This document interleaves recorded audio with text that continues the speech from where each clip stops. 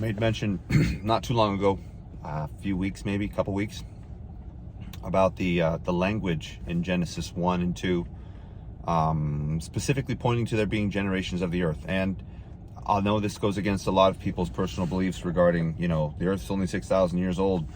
I believe that's nonsense, and I believe the Bible teaches otherwise, especially in the original languages. But it's become very popular that these things have been understood, but it doesn't explain how the angels came to the point of rebellion. And many just assume that Satan was just born utterly evil, but the Bible actually says he was born sinless and perfect, and then decided, because of his own decisions, to fight God. Their nature is not like ours. I have a couple of videos up about angels, specifically about how their nature is eternal. They don't experience pain. They don't experience privation. They don't need food. They don't feel, a lot of the things we feel. I'm sure they have emotion, and they have a free will. But there's a certain amount of what we do and what we go through that is also for them. They're essentially our spiritual brethren, if you think about it. Not that we're equal or that we're exactly alike or anything, but we will be in eternity with them. And they watch us be tested. And this is something that is highly misunderstood, I think. Although some people kind of sort of get it. But I'm going to read something to you here. It's fairly quick. It's interesting information. I think it is useful, and it actually makes a lot of our testing, especially when nobody can see us, but they can, kind of make sense. Anyway, the angels are watching us. For unknown eons of time, the universe existed without mankind. By the way, I'll go ahead and put the links to those videos there. Again, the language for the beginning of the Genesis recreation, as the verbs, the words and whatnot in Hebrew actually point to, is, in my opinion, unmistakable. I'll put them in there. You guys should have a look. It's definitely worth it. Satan's treachery and the cataclysmic judgment upon the earth which followed brought an end to angelic creation's unique position as God's only morally responsible creatures, as man was created to demonstrate to all the angels his power and his mercy. We're a demonstration to them too, guys. Our creation was, therefore, a response to angelic disobedience to God, and a brief overview of the implications of our relationship to these heavenly creatures will help us to view our earthly struggle from a broader viewpoint. From our limited earthly perspective, we humans tend to develop spiritual myopia, in other words, overly tight focus and not a broad range focus, in the face of challenges, confusion, and testing of life. In fact, our existence and spiritual progress is of great concern to angelic kind. Angels have existed in apparently unchanged form since before the Lord imparted Adam's first breath. And it's beyond all doubt that while in this body of flesh, we would do well to give angelic creation a wide, respectful birth. That's 2 Peter 2:10-11. Verse 10, and especially those who indulge in the lust of defiling passions and despise authority. Bold and willfully they do not tremble as they blaspheme the glorious ones, the angels.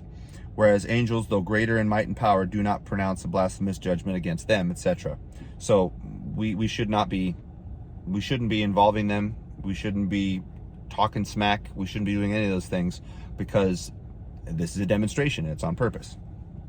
Nevertheless, while mankind is starting out a little lower than angels, Psalm 8:5, in resurrection we shall judge angels, and that's 1 Corinthians 6:3. We can garner from our Lord's question to Satan, have you considered my servant Job? That our existence is meant as a continuing example and response to the angelic rebellion led by Satan. God is utilizing mankind, at least in part, to make a point to his other creatures, a point that involves faith out of weakness on our part, and mercy in spite of sin on God's part through Jesus Christ. So this is as much a demonstration to them as it is to us, guys. Therefore, we should not forget that we are being watched, and not only by God, because there is more joy among the angels of God when a sinner repents than for the continued infidelity of many righteous believers. Than the continued fidelity, consistent belief and faith and following of many righteous believers. That's Luke 15:10. Women are encouraged to behave in a dignified way because of the angels who are watching, 1 Corinthians 1:10. And this principle applies to men as well. This is not just for women.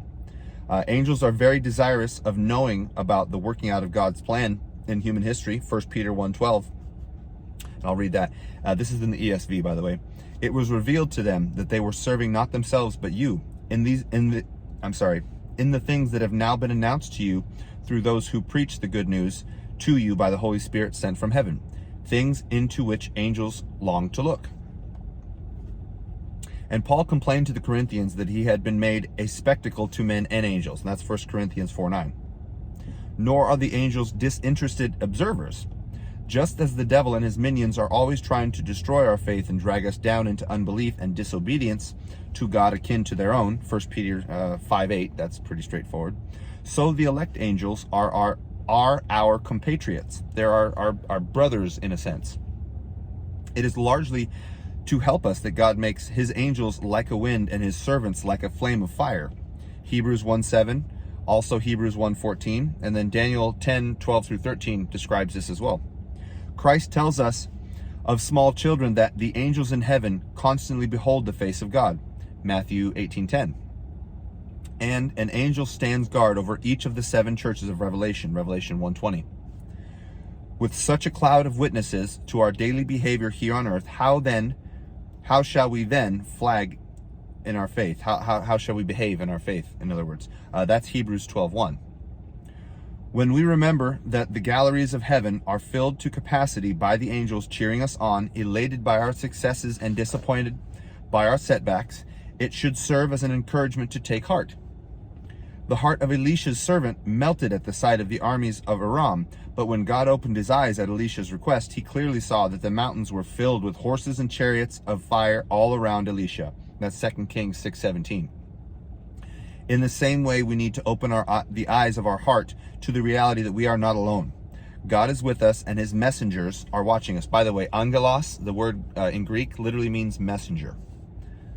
No test, no trial, no struggle lacks its heavenly spectators. Let us therefore run with endurance the race that sets before us, Hebrews 12:1. In full knowledge that our angelic brethren are cheering us on from heaven's sidelines. Something that we kind of get an allusion to, but the truth is we don't really consider it in full force. And not to make you paranoid, guys, but they see everything, even the disgusting things we do. So I, for one, couldn't put this in the proper place when I was advancing, and I had to be punished pretty hard.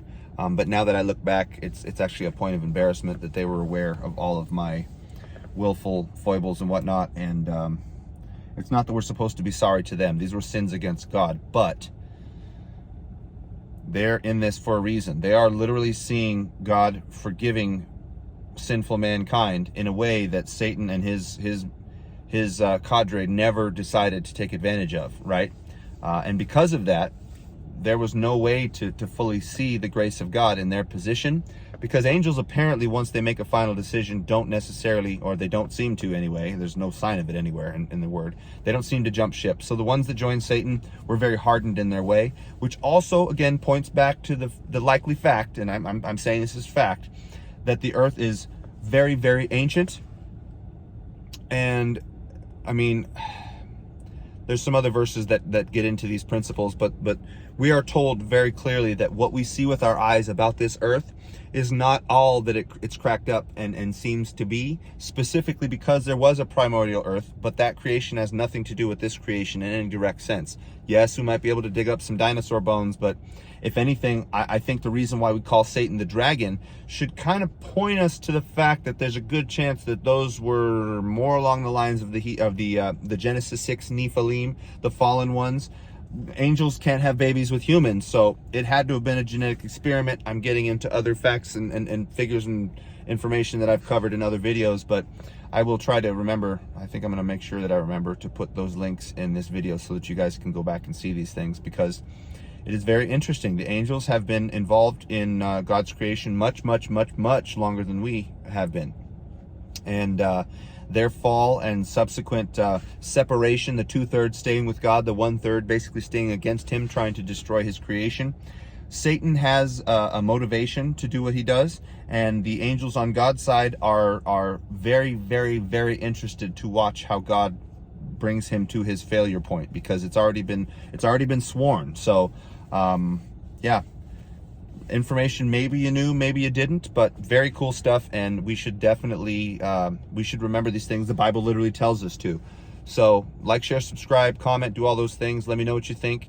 I'm trying to keep it I'm trying to keep it real and interesting. Obviously, sometimes these subjects won't always be this ear tickling, but this is a cool one. I think this is something we should keep in mind. It also should be a motivation to help keep us going, because even when it seems like nobody else knows our struggles, our other brethren do. So cool to know. Talk to you guys soon.